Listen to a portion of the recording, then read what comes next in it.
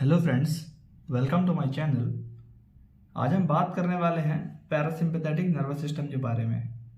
हम इसमें ये देखेंगे कि इसमें कौन कौन से न्यूरोट्रांसमीटर हैं। फिर इसमें हम ये देखेंगे इसके रिसेप्टर्स कौन से हैं। फिर हम नेक्स्ट वीडियो में बात करेंगे कि पैरासिम्पैथेटिक नर्वस सिस्टम में ड्रग्स कौन से एक्ट करते हैं।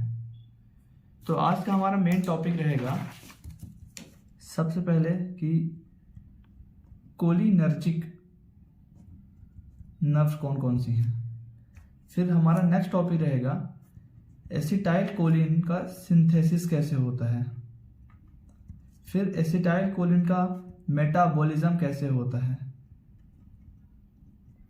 फिर नेक्स्ट टॉपिक रहेगा एसिटाइल कोलिन के रिसेप्टर्स कौन कौन से हैं। फिर लास्ट और बड़ा ही इंटरेस्टिंग टॉपिक रहेगा कि एसिटाइल कोलिन का एक्शन क्या है। अलग अलग जगहों पे एक्शन देखेंगे हम। ये हमारे आज के लेक्चर के की पॉइंट्स हैं। आज हम इन्हीं के बारे में पढ़ने जा रहे हैं। आज का लेक्चर बहुत ही इंटरेस्टिंग होने वाला है, सो पूरा लेक्चर देखें। जैसा कि मैं पिछले वीडियो में बता चुका हूं कि पैरासिम्पैथेटिक नर्वस सिस्टम में जो नर्व्स रहती हैं वो क्रेनियोसैक्रल आउटफ्लो से होती हैं। मतलब जो क्रेनियल की 3, 7, 9 और 10 और सैक्रल की S2, S3, S4 वो नर्व पैरासिम्पैथेटिक होती हैं। और मैंने पिछले वीडियो में ये भी बताया था कि पैरासिम्पैथेटिक नर्वस सिस्टम का जो मेन न्यूरोट्रांसमीटर है वो होता है एसिटाइल कोलिन। इसीलिए तो पैरासिम्पैथेटिक नर्वस सिस्टम को कोलिनर्जिक नर्वस सिस्टम भी बोला जाता है। तो सबसे पहले बात करते हैं कौन कौन सी नर्व अपनी कोलिनर्जिक नर्व्स होती हैं। इसके लिए भी मैं पिछले वीडियो में बात कर चुका हूँ।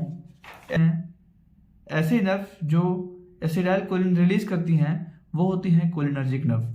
तो मैंने बताया था कि सारी की सारी प्री गैंग्लियोनिक नर्व, चाहे वो सिंपैथेटिक नर्वस सिस्टम की हो या पैरासिम्पैथेटिक नर्वस सिस्टम की हो, वो सारी की सारी जो है वो एसिटाइल कोलिन रिलीज करती हैं at the level of ganglion. ठीक। दूसरी बात मैंने बताई थी कि जो पैरासिम्पैथेटिक की पोस्ट गैंग्लियोनिक नर्व्स होती हैं वो एसिटाइल कोलिन रिलीज करती हैं। ये तो आइए देखते हैं कौन कौन सी कोलिनर्जिक नर्व्स हैं।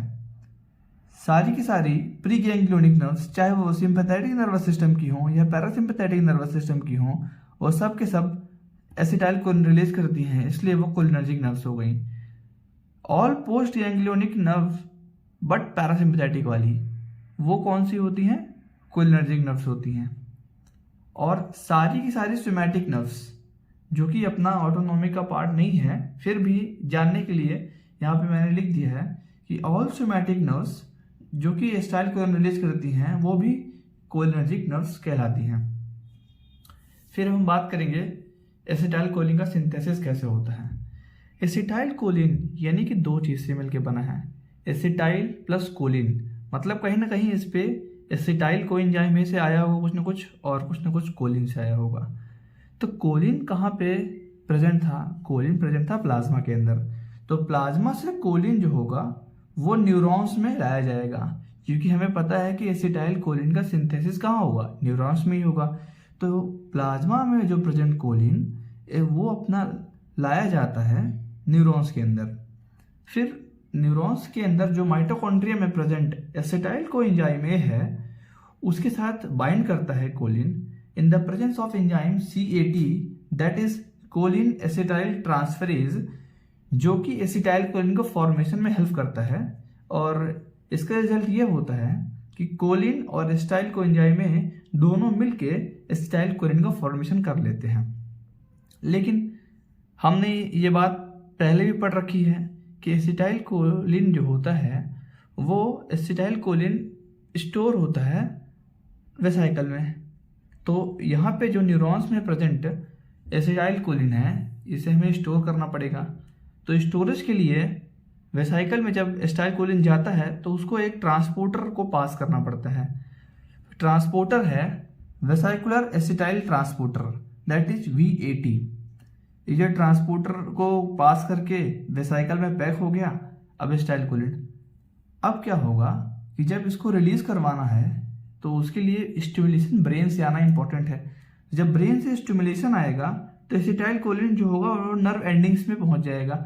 नर्व एंडिंग्स में हमें पता है कि फ्यूजन प्रोटीन्स होते हैं, या दूसरा नाम उसका स्नेयर प्रोटीन, एग्जाम्पल SNAP25, जिसके साथ एसिटाइल कोलिन बाइंड करेगा। जब एसिटाइल कोलिन इसके साथ बाइंड करेगा तो कैल्शियम आयंस ओपन हो जाएंगे, और कैल्शियम आयन चैनल्स ओपन हो जाएंगे और कैल्शियम की एंट्री हो जाएगी। तो जब कैल्शियम इंटर करेगा तो एसिटाइल कोलिन रिलीज हो जाएगा, और एसिटाइल कोलिन रिलीज होके अपने रिसेप्टर्स पे जाके बाइंड करेगा, और जो एक्शन होगा वो एक्शन कर लेगा। यहां तक बात समझ में आती है। लेकिन हमने ये भी देखा है कि कुछ ऐसे ड्रग्स हैं जो कि एसिटाइल कोलिन के सिंथेसिस को ब्लॉक करते हैं, या एसिटाइल कोलिन के सिंथेसिस को इनहिबिट करते हैं। तो आइए देखते हैं कौन कौन से ड्रग्स हैं जो कि एसिटाइल कोलिन के सिंथेसिस को इनहिबिट करते हैं। अगर कोलिन अपटेक ही अगर रोक दिया जाए, अगर कोलिन अपटेक रोक दी जाए, मतलब क्या कि कोलिन न्यूरॉन्स के अंदर आ ही ना पाए, तो उस केस में एसिटाइल कोलिन का सिंथेसिस नहीं हो पाएगा। तो एक ड्रग है हेमिकोलिनियम, जो कि कोलिन के अपटेक को रोक देता है, जिससे एसिटाइल कोलिन का सिंथेसिस नहीं हो पाता। वैसे ही वेजामिकोल, अगर ये ट्रांसपोर्टर को पास नहीं कर पाए, एसिटाइल कोलिन स्टोर होने के लिए वेसाइकल में जाता है, अगर ये ट्रांसपोर्टर को क्रॉस नहीं कर पाएगा तो एसिटाइल कोलिन स्टोर नहीं होगा। तो वेजामिकोल नाम का ड्रग है जो कि एसिटाइल कोलिन के स्टोरेज को, एसिटाइल कोलिन की स्टोरेज को रोकता है। और तीसरा है कि एसिटाइल कोलिन के रिलीज को रोकने के लिए एक ड्रग होता है बोटुलिनम टॉक्सिन, जो कि स्नेयर प्रोटीन्स को इनहिबिट करता है। जब स्नेयर प्रोटीन इनहिबिट होंगे तो कैल्शियम आयन चैनल्स ओपन नहीं होंगे। जब कैल्शियम आयन चैनल ओपन नहीं होंगे तो कैल्शियम की एंट्री नहीं होगी, तो एसिटाइल कोलिन का रिलीज नहीं हो पाएगा। एसिटाइल कोलिन का रिलीज नहीं होगा तो आगे उसका रिसेप्टर्स पे बाइंडिंग नहीं होगी, तो बाइंडिंग नहीं होगी तो उसका एक्शन नहीं होगा। लेकिन आपको लगता है क्या कभी ऐसा कि हम एसिटाइल कोलिन के सिंथेसिस को रोकेंगे? क्योंकि एसिटाइल कोलिन हमारी बॉडी का एक इंपॉर्टेंट न्यूरोट्रांसमीटर है, इसलिए हम इसके सिंथेसिस को कभी रोकते नहीं हैं। हाँ, हम रिलीज को मॉड्यूलेट करते हैं अपने रिक्वायरमेंट के हिसाब से, लेकिन इसके सिंथेसिस को कभी नहीं रोकते हैं। तो हेमिकोलिनियम और वेजामिकोल ड्रग केवल लैब यूज के लिए बनाए गए हैं, ये इनका कोई मेडिसिनल यूज नहीं है। तो आइए अब हम बात करते हैं बोटुलिनम टॉक्सिन के बारे में, that is common name Botox. इसका मैकेनिज्म ऑफ एक्शन क्या है? मैकेनिज्म ऑफ एक्शन ये है कि ये स्नेयर 25 प्रोटीन को इनहिबिट करता है, जिससे कैल्शियम चैनल्स ब्लॉक हो जाते हैं, तो कैल्शियम की एंट्री नहीं होती। कैल्शियम की एंट्री नहीं होगी तो एसिटाइल कोलिन का रिलीज नहीं होगा। जब रिलीज नहीं होगा तो मसल का कॉन्ट्रैक्शन नहीं होगा। अब इसके ओरिजिन की बात करूं तो ओरिजिन जो है तो एक बैक्टीरिया से निकलता है, क्लोस्ट्रीडियम बोटुलिनम बैक्टीरिया के टॉक्सिन से। बोटुलिनम टॉक्सिन या बोटॉक्स हमें मिलता है कहाँ से है? क्लोस्ट्रीडियम बोटुलिनम टॉक्सिन से। टाइप की बात करें तो इसके ए से लेके एफ टाइप तक टॉक्सिन्स हैं। टॉक्सिन टाइप ए जो होता है मोस्ट कॉमनली यूज किया जाता है, और ये इनहिबिट करता है SNAP25 प्रोटीन को। इस जो टॉक्सिन ए है अपना, वो इरिवर्सिबल ब्लॉकर होता है SNAP25 का। मतलब क्या है कहने का कि अगर एक बार SNAP25 प्रोटीन ब्लॉक हो गया तो एसिटाइल कोलिन अब वहां से कभी रिलीज नहीं होगा। मतलब क्या कि नर्व एंडिंग के फंक्शन जा चुके हैं, मतलब एसिटाइल कोलिन रिलीज नहीं हो रहा है तो नर्व एंडिंग के फंक्शन जा चुके हैं। तो अब अगर एसिटाइल कोलिन रिलीज करवाना है तो नर्व का रिजनरेशन होना जरूरी है। नर्व रिजनरेशन होने में समय लग जाता है, लगभग 3 मंथ का टाइम लग जाता है। तो मैं ये कह सकता हूं कि 3 मंथ तक एसिटाइल कोलिन रिलीज नहीं होगा उस नर्व से, जब तक नर्व रिजनरेट नहीं होगी। तो ये कह सकता हूं कि इसका एक्शन जो है तो लंबे समय तक के लिए होता है। 3 to 4 मंथ जो है नर्व रिजनरेट में टाइम लग जाएगा, तो इसके एक्शन जो है तो लंबे समय तक के लिए हो जाता है, 3 to 4 मंथ के लिए। अब बात करते हैं लोकल रूट इसका इंजेक्शन है। अब बात करते हैं इसका रूट ऑफ एडमिनिस्ट्रेशन कैसे है, हम बोटुलिनम टॉक्सिन को कैसे एडमिनिस्टर करते हैं किसी भी पेशेंट की बॉडी के अंदर। तो इसको हम इंजेक्शन के फॉर्म में देते हैं लोकल रूट में। डोज की बात करें अगर तो 50 यूनिट से लेकर 300 यूनिट्स तक देंगे। अब आइए देखते हैं कि किन किन पेशेंट्स को, यानी कि इसका क्या इंडिकेशंस है, बोtulinum टॉक्सिन जो ड्रग है उसको हम कब कब देते हैं। तो रिंकल्स, फेस में जो रिंकल्स आ जाते हैं वो क्यों होते हैं? फेस में जो रिंकल्स हैं वो कॉन्ट्रैक्शन की वजह से होते हैं। तो अगर एसिटाइलकोलिन के रिलीज को रोक दिया जाए तो एसिटाइलकोलिन रिलीज नहीं होगा, तो एसिटाइलकोलिन अपने रिसेप्टर से बाइंड नहीं करेगा। जब बाइंड नहीं करेगा तो मसल में कॉन्ट्रैक्शन नहीं होगा, जब कॉन्ट्रैक्शन नहीं होगा तो रिंकल्स फॉर्म नहीं होंगे। तो रिंकल्स को ट्रीट करने के लिए बोtulinum टॉक्सिन दिया जाता है। दूसरा इंडिकेशन है इसका ब्लेफरोस्पैज्म। ब्लेफरोस्पैज्म मतलब जो अपनी आईलिड की मसल है वो स्पैज्म यानी उसका कॉन्ट्रैक्शन हो जाता है, तो आई हमेशा ओपन रह जाती है। इसको ट्रीट करने के लिए, ब्लेफरोस्पैज्म को ट्रीट करने के लिए बोtulinum टॉक्सिन दिया जाता है। सेरेब्रल स्पैस्टिसिटी को ट्रीट करने के लिए दिया जाता है, क्योंकि स्पैस्टिसिटी मतलब ये है कि वहाँ पे कहीं ना कहीं कॉन्ट्रैक्शन हो गया, तो उसको रिलैक्स करने के लिए बोटॉक्स दिया जाता है। माइग्रेन प्रोफाइलैक्सिस में भी बोटॉक्स का यूज है। ये जो पेन पाथवे है उसको इंटरप्ट करता है, तो it interrupt the pathway of the pain transmission between the brain and the nerve that extend from the spinal cord. जब ये पेन पाथवे को इंटरप्ट कर देगा तो पेन नहीं होगा, तो माइग्रेन का पेन रिलीफ करने में बोटॉक्स का यूज है। अब आइए देखते हैं एसिटाइलकोलिन जो रिलीज हुआ है उसका मेटाबॉलिज्म कैसे होता है। तो मैंने पहले ही बात करी थी कि प्री सिनेप्टिक मेम्ब्रेन से एसिटाइलकोलिन रिलीज हुआ, यहाँ पे कैल्शियम चैनल ओपन हुए होंगे, तब कैल्शियम एंट्री होगी, तब एसिटाइलकोलिन रिलीज हुआ होगा। अब ये पोस्ट सिनेप्टिक मेम्ब्रेन में इसके रिसेप्टर्स प्रेजेंट होते हैं, तो उसके रिसेप्टर्स के पास में ही एसिटाइलकोलिन को ब्रेक करने वाले एंजाइम्स भी प्रेजेंट होते हैं। तो कौन सा एंजाइम प्रेजेंट होता है? एसिटाइलकोलिन एस्टेरेज एंजाइम प्रेजेंट होता है, जो कि एसिटाइलकोलिन को ब्रेक करता है और उसका मेटाबॉलिज्म कर देता है। एसिटाइलकोलिन ब्रेक होके एसीटेट और कोलिन में टूट जाता है। अब आइए बात करते हैं मॉलिक्यूलर लेवल पे। तो सबसे पहले हमें जानना ही जरूरी है कि जो एसिटाइलकोलिन एस्टेरेज है उसका स्ट्रक्चर कैसा है। तो एसिटाइलकोलिन एस्टेरेज जो होता है उसके पास दो एक्टिव साइट्स हैं। दो एक्टिव साइट्स हैं, तो एक एनायनिक साइट है, दूसरा एस्टेरिक साइट है। एस्टेरिक साइट में इसके पास सीरीन अमीनो एसिड प्रेजेंट होता है। अब जो अपना एसिटाइलकोलिन होता है उसके पास कैटायनिक साइट होती है और एस्टर बॉन्ड वाली साइट होती है। तो जो एसिटाइलकोलिन का कैटायनिक साइट है वो ACH एस्टेरेज के एनायनिक साइट पे जाके बाइंड करता है, और जो इसका एस्टर बॉन्ड वाली साइट है वो एस्टेरिक साइट के सीरीन अमीनो एसिड से बाइंड करता है, और वहाँ पे एस्टर बॉन्ड का हाइड्रोलिसिस हो जाता है, जिससे क्या होता है कि जो अपना एसिटाइलकोलिन है वो एसीटेट और कोलिन में ब्रेक डाउन हो जाता है। फिर एसीटेट जो होता है वो क्रेब्स साइकिल में जाके H2O और CO2 में टूट जाता है, और कोलिन का रीअपटेक हो जाता है ताकि न्यू एसिटाइलकोलिन का सिंथेसिस किया जा सके।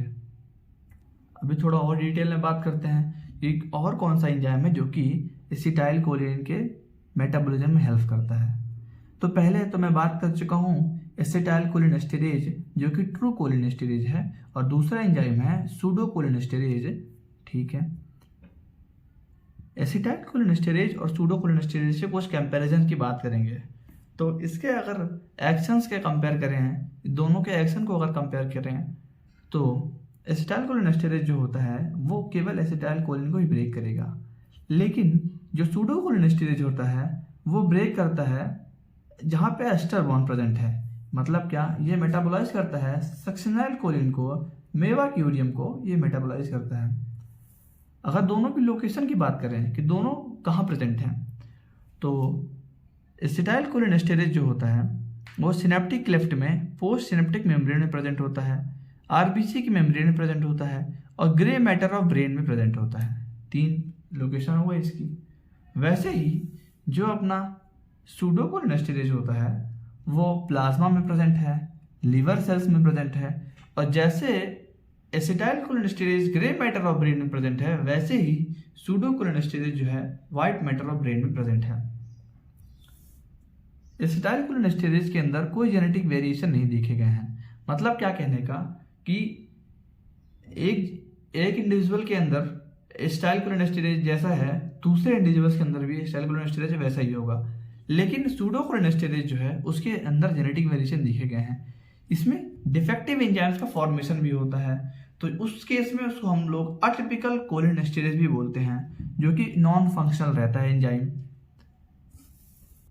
प्लाज्मा के कॉन्सेंट्रेशन के अकॉर्डिंग एसिटाइलकोलिनेस्टेरेज जो है उसमें कोई वेरिएशन नहीं आता, लेकिन सूडोकोलिनेस्टेरेज जो है उसमें वेरिएशन देखे गए हैं प्लाज्मा के कॉन्सेंट्रेशन में चेंज होने पर।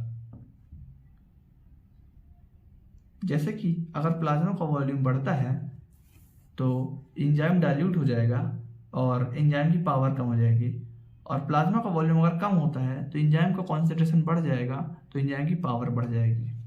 तो ये कुछ डिफरेंस पॉइंट थे एसिटाइलकोलिनेस्टेरेज और सूडोकोलिनेस्टेरेज से। तो आइए अब हम बात करते हैं कि एसिटाइलकोलिन के रिसेप्टर कौन कौन से हैं। एसिटाइलकोलिन के 2 टाइप के रिसेप्टर हैं, nicotinic receptor, muscarinic receptor. Nicotinic को हम लोग N से डिनोट करते हैं, मस्करेनिक को हम लोग M से डिनोट करते हैं।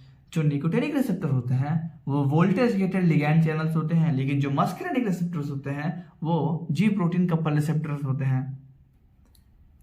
ये जो निकोटिनिक होते हैं उनके अंदर सोडियम की एंट्री होगी तो डीपोलराइजेशन होगा, और इनके शेप जो है तो पेंटामेरिक शेप होता है। 5 सब यूनिट्स होती हैं, alpha, beta, gamma, delta and epsilon. अब निकोटिनिक में भी सब टाइप्स हैं। निकोटिनिक में एनएन टाइप और NM type, nicotinic neuron type, nicotinic muscle type. ये एनएन टाइप के रिसेप्टर्स जो हैं तो नर्व जंक्शन में प्रेजेंट होंगे। अगर ये पीएनएस में मैं बात करूँ तो गैंग्लिया में प्रेजेंट होंगे, अगर सीएनएस में बात करूँ तो न्यूक्लियस में प्रेजेंट होंगे। और एनएम रिसेप्टर्स सारे वॉलेंटरी मसल्स के सेल्स पे प्रेजेंट होते हैं। एनएम रिसेप्टर ये सोमैटिक सिस्टम के अंदर आता है अपना। जो मस्करेनिक रिसेप्टर्स हैं वो जैसे कि मैं बात कर चुका हूँ कि जी प्रोटीन कपल रिसेप्टर्स होते हैं। ये 5 टाइप के होते हैं, M1, M2, M3, M4 and M5, जिसमें से M1, M3, M5 जो ऑड नंबर वाले हैं वो एक्साइटेटरी स्टिमुलेशन वाले हैं, और जो M2 और M4 दैट इज जो इवन नंबर वाले हैं वो इनहिबिटरी स्टिमुलेशन कॉज करते हैं। ये कैसे वर्क करते हैं ये देखते हैं। M1, M3 और M5 सेकेंडरी मैसेंजर्स का फॉर्मेशन बढ़ाएंगे। सेकेंडरी मैसेंजर का लेवल जब बढ़ेगा तो इनवॉलेंटरी मसल्स में कॉन्ट्रैक्शन होगा। ये कौन कौन से सेकेंडरी मैसेंजर्स का लेवल बढ़ाते हैं? IP3 और DAG। IP3 मतलब इनोसिटॉल ट्राइफॉस्फेट एंड DAG मतलब डाइएसाइल ग्लिसरॉल। लेकिन जो M2 और M4 रिसेप्टर्स होते हैं ये सेकेंडरी मैसेंजर्स के लेवल को कम करते हैं। कौन से सेकेंडरी मैसेंजर के लेवल को कम करते हैं? साइक्लिक AMP को, जिससे क्या होता है कि सिग्नल का ट्रांसमिशन नहीं होगा, तो सिग्नल ट्रांसमिशन नहीं होगा तो इनहिबिटरी स्टिमुलेशन हो जाएगा ये। अब हम बात करने वाले हैं मस्करेनिक रिसेप्टर्स के बारे में डिटेल से। मस्करेनिक रिसेप्टर जो हैं जैसे कि मैं बता चुका हूँ कि ये 5 टाइप के हैं, M1, M2, M3, M4, M5। तो हम इनके लोकेशंस के बारे में बात करें अगर, तो लोकेशन को याद करने की एक छोटी सी ट्रिक है, खाना दिल लगाना बाकी काम बाद में। जी हाँ, खाना दिल लगाना बाकी काम बाद में। उससे याद कर सकते हैं खाना मतलब GIT में क्या है? M1 रिसेप्टर्स प्रेजेंट है। दिल लगाना मतलब क्या? हार्ट में अपने M2 रिसेप्टर्स प्रेजेंट हैं।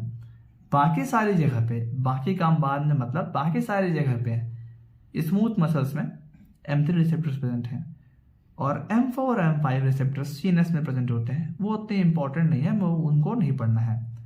अब CNS में M1 रिसेप्टर प्रेजेंट होता है, ये आपको बात अलग से याद रख लेनी है। M1 रिसेप्टर्स जो होते हैं उनके बारे में थोड़ा देखते हैं। GIT में प्रेजेंट होते हैं इंट्रोक्रोमाफिन सेल्स के ऊपर। ये जब इनमें एसिटाइलकोलिन आके बाइंड करता है ये हिस्टामिन का सिक्रेशन करवाते हैं। जब हिस्टामिन रिलीज होगा तो ये बाइंड करेगा H2 रिसेप्टर्स पे, जिससे एसिड का सिक्रेशन बढ़ेगा और एसिडिक नेचर बढ़ जाएगा। और M1 रिसेप्टर्स जो कि CNS में प्रेजेंट होते हैं वो ट्रेमर्स कॉज करवाते हैं। आइए देखते हैं कैसे। When acetylcholine binds with M1 receptors present in CNS, this leads to abnormal contraction of muscle spindles result in tremor। मतलब क्या, जब एसिटाइलकोलिन CNS में प्रेजेंट M1 रिसेप्टर से बाइंड करता है तो हमारे बॉडी की मसल्स का एबनॉर्मल कॉन्ट्रैक्शन होगा जिससे ट्रेमर्स हो जाएगा। अब बात करते हैं M2 रिसेप्टर्स की जो कि हार्ट में प्रेजेंट होते हैं। मैं बता चुका हूँ पहले भी कि M2 रिसेप्टर्स जो होते हैं वो इनहिबिटरी एक्शन कॉज करते हैं। तो ये इनहिबिट करते हैं ऐसे नोड्स को, तो ऐसे नोड को इनहिबिट किए तो हार्ट रेट कम हो जाएगा। ये इनहिबिट करते हैं एट्रियल मसल के कॉन्ट्रैक्शन को जिससे कॉन्ट्रैक्शन कम हो जाएगा। इनहिबिट करते हैं AV नोड को जिससे कंडक्शन कम हो जाएगा। तो हार्ट रेट, तो मैं कह सकता हूँ कि ऐसे नोड इनहिबिट हुआ यानी हार्ट रेट कम हुआ। मतलब क्या कि नेगेटिव क्रोमोट्रोपिक इफेक्ट हो गया। एट्रियल मसल का कॉन्ट्रैक्शन रुक गया तो नेगेटिव आइनोट्रोपिक इफेक्ट हो गया। AV नोड का इनहिबिशन हुआ तो कंडक्शन रुक गया या कंडक्शन कम हो गया जिससे नेगेटिव क्रोमोट्रोपिक इफेक्ट हो गया। तो हम एक ट्रिक से याद कर सकते हैं CID, सारी के सारे नेगेटिव इफेक्ट होंगे, क्रोमोट्रोपिक, आइनोट्रोपिक, ड्रोमोट्रोपिक इफेक्ट। लेकिन एक बात नोट करने योग्य है कि पैरासिम्पैथेटिक फाइबर्स जो होते हैं वो वेंट्रिकल्स पे इनर्वेट नहीं होते हैं। तो जो अपने एसिटाइलकोलिन है उसका कोई एक्शन नहीं हो पाता कहाँ पे, वेंट्रिकल्स में। अब M3 रिसेप्टर्स की बात करें अगर, तो ये हमारी बॉडी के सारी स्मूथ मसल्स प्रेजेंट होते हैं। इवन GIT में भी M3 रिसेप्टर्स प्रेजेंट होते हैं एक्सेप्ट हार्ट में। हार्ट को छोड़ के सारी जगह पे M3 रिसेप्टर्स प्रेजेंट होते हैं। अब हम बात करने जा रहे हैं इस लेक्चर के सबसे इंटरेस्टिंग पार्ट की, जिसमें हम ये देखेंगे कि एसिटाइलकोलिन का एक्शन क्या क्या है। तो अलग अलग लोकेशंस पे एक्शन देखेंगे, अलग अलग ऑर्गन्स पे देखेंगे क्या एक्शन है इसके। ब्रोंकियोल्स में M3 रिसेप्टर्स प्रेजेंट होते हैं और ब्रोंकियोल्स जो है अपने लंग्स के अंदर वो थोड़े कॉन्स्ट्रिक्टेड स्टेट में होते हैं। तो नॉर्मल कॉन्स्ट्रिक्टेड स्टेट में रखने के लिए एसिटाइलकोलिन रिस्पॉन्सिबल होता है, यानी कि एसिटाइलकोलिन जो है तो ये ब्रोंकियोस्पैज्म करवाता है। ग्लैंड्स की मैं बात करूं तो ग्लैंड्स में भी M3 रिसेप्टर्स प्रेजेंट होते हैं और ग्लैंड्स में जब कॉन्ट्रैक्शन होगा, जब एसिटाइलकोलिन बाइंड करेगा तो कॉन्ट्रैक्शन होगा और सिक्रीशन होगा ग्लैंड्स का। Lacrimation, salivation, sweating, exocrine secretion सब इंक्रीज करवाते हैं एसिटाइलकोलिन। अब बात करते हैं आईज में कैसा एसिटाइलकोलिन का एक्शन होता है। तो आईज में दो टाइप की मसल हैं, extraocular muscle and intraocular muscle. जो अपनी एक्स्ट्राओकुलर मसल्स होती हैं वो अपनी वॉलंटरी मसल्स होती हैं, वो MM रिसेप्टर्स उस पर होते हैं, सोमैटिक सिस्टम का पार्ट है, वो हमें यहाँ पे डील नहीं करना। लेकिन जो इनवॉलंटरी मसल्स हैं यानी कि अपने इंट्राओकुलर मसल्स हैं उसमें दो टाइप है, iris muscle, lens muscle. Lens muscle यानी कि सिलियरी मसल्स। तो आइरिस मसल जो होती है उसमें दो टाइप है, एक सर्कुलर फाइबर्स है उस पर और उसके रेडियल फाइबर्स है। तो रेडियल फाइबर्स जो होते हैं वो सिंपैथेटिक नर्वस सिस्टम के कंट्रोल में होते हैं, लेकिन जो सर्कुलर फाइबर्स होते हैं वो पैरासिम्पैथेटिक नर्वस सिस्टम के कंट्रोल में होंगे। तो सर्कुलर फाइबर्स पे M3 रिसेप्टर्स प्रेजेंट होंगे। जब एसिटाइलकोलिन आके M3 रिसेप्टर्स पे बाइंड करेगा तो कॉन्ट्रैक्शन होगा, कॉन्ट्रैक्शन होगा तो सर्कुलर मसल का जब कॉन्ट्रैक्ट करेंगे तो प्यूपिल का जो डायमीटर है वो कम हो जाएगा यानी कि मायोसिस हो जाएगा। ठीक है। लेंस मसल में क्या एक्शन है? लेंस मसल में भी M3 रिसेप्टर्स प्रेजेंट है। तो M3 रिसेप्टर प्रेजेंट है तो वहाँ पे एसिटाइलकोलिन जब बाइंड करेगा तो कॉन्ट्रैक्शन होगा, कॉन्ट्रैक्शन होगा तो लेंस जो होगी वो एकोमोडेट होगी। इसलिए अब देखते हैं कि हार्ट में एसिटाइलकोलिन का एक्शन कैसा है। तो हार्ट के अंदर जो M2 रिसेप्टर्स प्रेजेंट होते हैं, मैं पहले ही बात कर चुका हूँ कि जो M2 और M4 होते हैं वो इनहिबिटरी होते हैं, यानी कि वो हार्ट रेट को कम करेंगे, एट्रियल के कॉन्ट्रैक्शन को कम करेंगे, एवी कंडक्शन को कम करेंगे। लेकिन कोई भी इफेक्ट वेंट्रिकल मसल्स पे नहीं होता। क्यों? क्योंकि वहाँ पे कोई भी पैरासिम्पैथेटिक नर्व का इनर्वेशन नहीं होता वेंट्रिकल्स में। अब देखेंगे कि एसिटाइलकोलिन का एक्शन ब्लड वेसल्स पे क्या होगा। तो ब्लड वेसल्स में एक है एंडोथेलियल लाइनिंग और दूसरी है स्मूथ मसल लाइनिंग। तो एंडोथेलियल लाइनिंग अंदर होती है, स्मूथ मसल की लाइनिंग बाहर होती है। तो दोनों में M3 रिसेप्टर्स प्रेजेंट होते हैं। तो एसिटाइलकोलिन जो होता है वो एंडोथेलियम लाइनिंग के M3 रिसेप्टर्स पे जाके बाइंड करता है और नाइट्रिक ऑक्साइड सिंथेज एंजाइम के फॉर्मेशन को बढ़ा देता है। तो जब वो एंजाइम फॉर्मेशन होगा तो उससे नाइट्रिक ऑक्साइड का रिलीज बढ़ जाएगा। जब नाइट्रिक ऑक्साइड रिलीज बढ़ जाएगा तो गुआनिल साइक्लेज एंजाइम का फॉर्मेशन होगा, जिससे साइक्लिक जीएमपी का लेवल बढ़ जाएगा, जो कि जाके स्मूथ मसल्स को रिलैक्स करेगा। जब स्मूथ मसल्स रिलैक्स होंगी तो वेसो डायलेशन होगा, यानी कि ब्लड प्रेशर जो होगा वो कम हो जाएगा। अब बात करते हैं जीआईटी और यूरिनरी सिस्टम में एसिटाइलकोलिन का क्या एक्शन रहता है। तो जीआईटी की वॉल्स में और स्फिंक्टर पे दोनों में अलग अलग एक्शन है। एसिटाइलकोलिन वॉल्स में कॉन्ट्रैक्शन करवाता है तो स्फिंक्टर में रिलैक्सेशन कर कॉन्ट्रैक्शन करवाया, जिससे क्या होगा कि जीआईटी के वॉल्स में कॉन्ट्रैक्शन होगा तो पेरिस्टाल्सिस बढ़ जाएगा, जिससे और यूरिनरी ब्लैडर की वॉल्स में जब कॉन्ट्रैक्शन होगा तो यूरिनेशन का आ जाएगा। और स्फिंक्टर में एनओ को रिलीज करवाता है, जो कि रिलैक्स करवाता है स्फिंक्टर्स को। इन दोनों के कंबाइंड इफेक्ट की वजह से यूरिनेशन और डेफिकेशन हो पाता है। अब लास्ट में हम बात करेंगे कि पेनिस वेसल्स पे एसिटाइलकोलिन का क्या एक्शन होता है और ये कैसे एक्शन करते हैं। तो पेनिस वेसल में भी M3 रिसेप्टर्स, तो वहां पे भी एसिटाइलकोलिन जाके बाइंड करेगा, लेकिन यहां पे एक कैच है। जब तक सीएनएस से सेक्सुअल अराउजल नहीं आएगा तब तक एसिटाइलकोलिन का कोई यहाँ पे एक्शन नहीं हो पाएगा। एसिटाइलकोलिन प्लस सीएनएस से सेक्सुअल अराउजल आए, दोनों मिलके क्या होगा, इरेक्शन कॉज करेगा। कैसे कॉज करेगा देखते हैं। एसिटाइलकोलिन M3 रिसेप्टर से बाइंड किया, एनओ का रिलीज होगा, एनओ रिलीज हुआ तो डायलिटेशन हुआ, डायलिटेशन हुआ तो इरेक्शन हो गया, ब्लड फ्लो बढ़ जाएगा तो इरेक्शन हो जाएगा। तो आइए अब लास्ट में हम समरी की बात कर लेते हैं कि एसिटाइलकोलिन की एक्शंस जो हैं उनको एक समराइज वे में पढ़ लेते हैं। इस ट्रिक को याद कर सकते हैं डंबल्स। डंबल से हम एसिटाइलकोलिन के सारे एक्शन को हम लोग ध्यान रख सकते हैं। डी से डायरिया। डायरिया मतलब क्या, डायरिया में क्या होता है, पेरिस्टाल्सिस बढ़ जाता है, यानी कि एसिटाइलकोलिन पेरिस्टाल्सिस बढ़ाता ही तो था। D for dilatation of blood vessels, blood vessels dilatation करवाता ही तो था, जिससे बीपी कम हो जाता था। यू फॉर यूरिनेशन हम देख चुके हैं। एम मतलब मायोसिस, मायोसिस और एकोमोडेशन, आई मसल के अंदर मायोसिस करवाता है, एसिटाइलकोलिन देख चुके हैं, और एकोमोडेशन करवाता है। बी फॉर ब्रोंकोस्पैज्म, अपने ब्रोंकियोस को नॉर्मल कॉन्स्ट्रिक्टेड स्टेट में रखने के लिए एसिटाइलकोलिन रिस्पॉन्सिबल होता है। E for erection, erection penis में। L for lacrimation, lacrimation. S for salivation, S for sweating. L for lacrimation, S for salivation, S for sweating. मतलब क्या कि ये एक्सोक्राइन सिक्रीशंस इंक्रीज करवाता है। 5 पॉइंट्स को पढ़ के बोल सकते हैं कि ये हमारा पैरासिम्पैथेटिक नर्वस सिस्टम का बेसिक अंडरस्टैंडिंग क्लियर हो चुका है। अब हम नेक्स्ट वीडियो में बात करेंगे कि कैसे ड्रग्स का एक्शन होता है पैरासिम्पैथेटिक नर्वस सिस्टम पे, और कौन कौन से ड्रग्स जो हैं तो पैरासिम्पैथेटिक नर्वस सिस्टम पे काम करती हैं। तब तक के लिए बने रहिए मेरे साथ।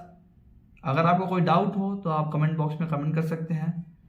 आप टेलीग्राम की लिंक मिल जाएगी आपको, जिससे आपको ये नोट्स मिल सकती हैं। अगर आपको ये वीडियो पसंद आया हो तो लाइक करें और अपने दोस्तों में शेयर करें, और चैनल को सब्सक्राइब करना ना भूलें। Thank you.